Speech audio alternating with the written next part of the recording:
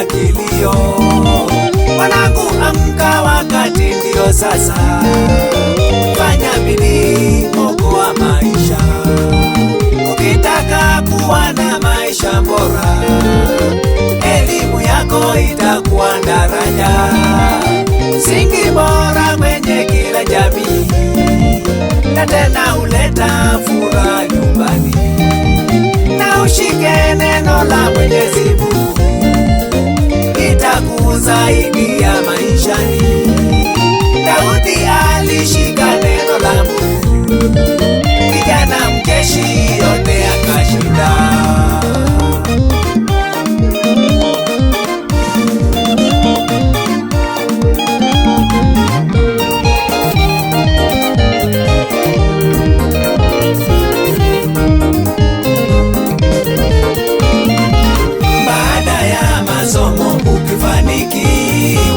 Wakumbuke wazazi uko nyumbani kijana.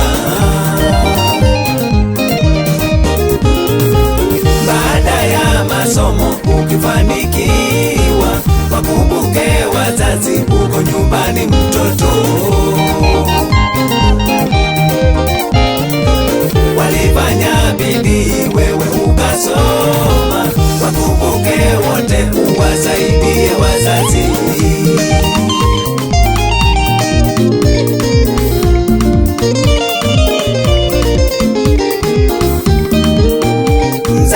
Ufanye bidii kabisa, uweze kumuelimisha mtoto, awe kiume au kike mtoto, bila ubaguzi, tuwapende watoto.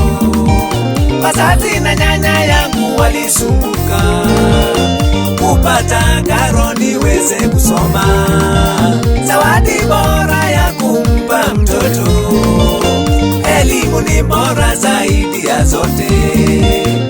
Mzazi ufanye bidii kabisa, upeleke mtoto wako shuleni, awe kiume au kike mtoto, bila ubaguzi, tuwapende watoto. Kipawa ni muhimu pia, chunguza uweze kutambua talanta yake mapema. Kijana anza kuyazoea mafunzo sawa sawa na kipawa chako.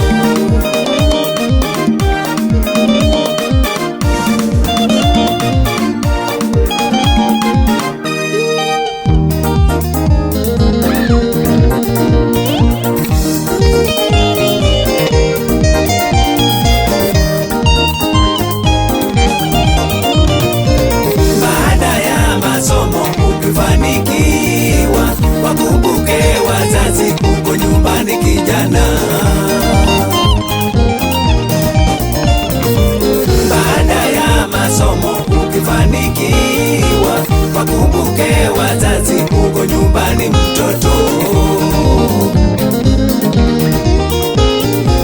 Walifanya bidii wewe ukasoma, wakumbuke wote, uwasaidie wazazi.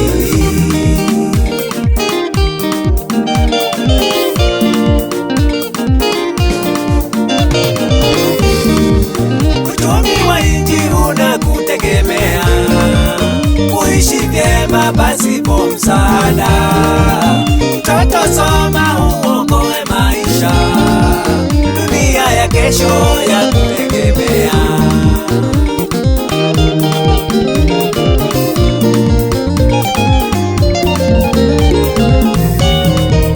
Wasia nimetoa kwako kijana, kama unataka kuwa mwenye furaha, na Mwenyezi Mungu akusaidie upate kuishi maisha marefu.